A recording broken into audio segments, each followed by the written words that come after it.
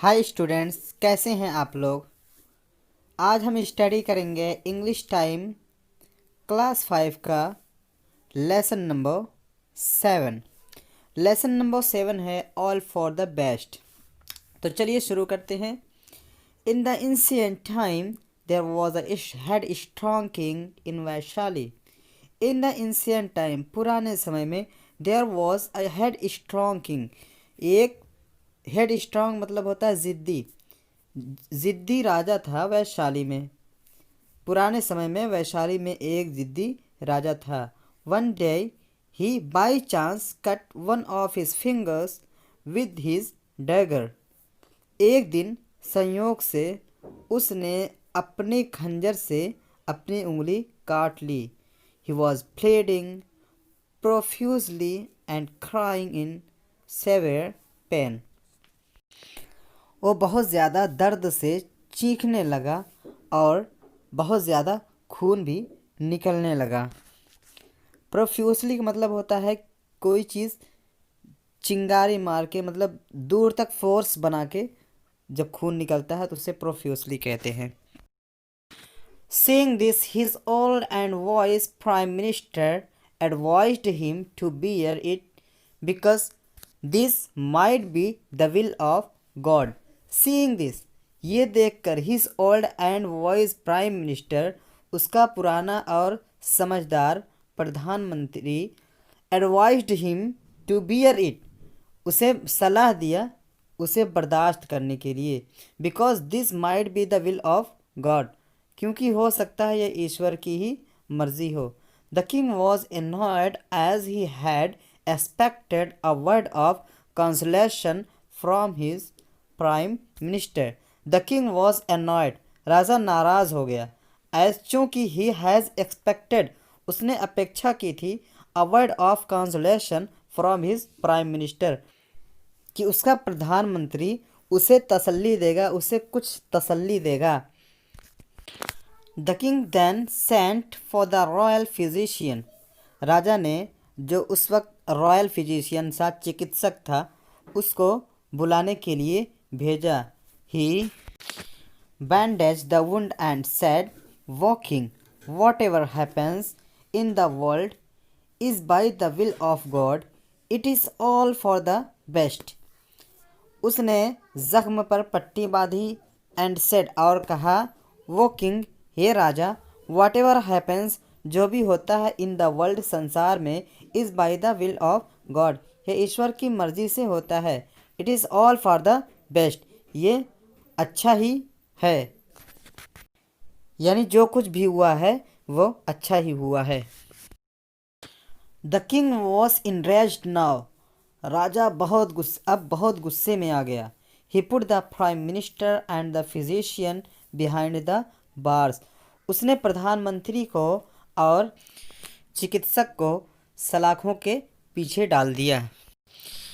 Time passed and the king's wound was healed, समय बीतता गया और राजा का जख्म सही हो गया। But he was left with 4 fingers in his hand now, लेकिन उसके हाथ में अब सिर्फ 4 उंगलियां ही बची थीं। One day he went out for hunting, एक दिन वो बाहर शिकार खेलने के लिए गया। In search of a suitable hunt, एक सही शिकार की तलाश में। He left his palace and kingdom for behind and reached a dense forest. He left his palace and kingdom. उसने अपना महल और राजपाट बहुत दूर पीछे छोड़ दिया और एक घने जंगल में पहुंचा। But in this game he also lost his way. लेकिन इस गेम में वो अपना रास्ता भी भूल गया। Suddenly he found that he had fallen into the hands of fierce tribals. Suddenly, अचानक उसे पता चला कि वो खतरनाक आदिवासियों के कब्जे में आ गया है। They captured him and tied him to a tree, उन्होंने उसे पकड़ा यानी बंदी बनाया और एक पेड़ से बांध दिया।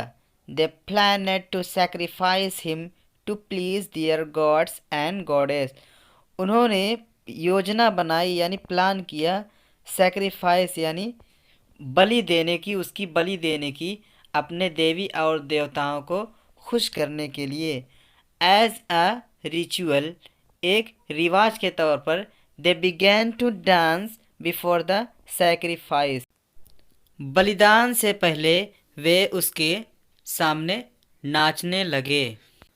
When their dance ended, जब उनका ये नाचना खत्म हुआ, the chief of the tribe commanded his men to check the captive whether all of his limbs were complete and fit.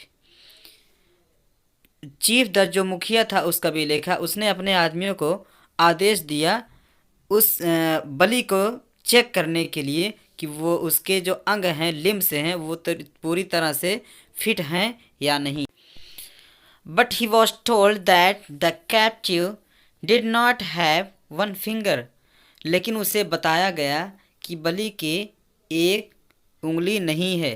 So the chief ordered his men to set him free. इसलिए chief ने यानी मुखिया ने उसे आज़ाद करने का, छोड़ देने का आदेश दे दिया।